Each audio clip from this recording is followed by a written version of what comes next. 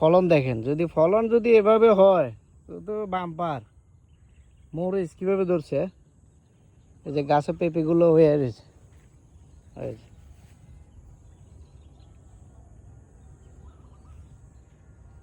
এই যে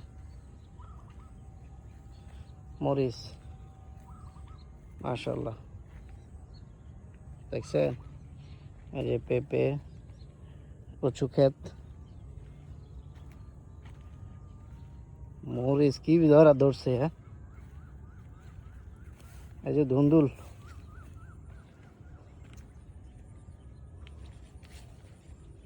গাছের প্রত্যেকটা গিরায় গিরায় ফল আছে দেখেন।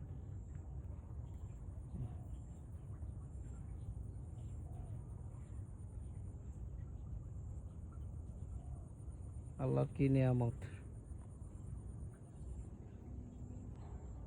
হ্যাঁ, ধুন্দুল কিভাবে ফুল আসছে, কিভাবে ফল আসছে অনেক। এই যে পেঁপে গাছ, এটা হচ্ছে জালি কুমড়া। এই যে,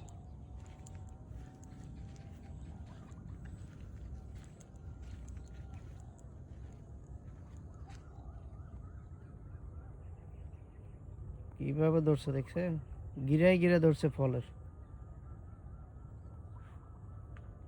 গিরায় গিরে আছে।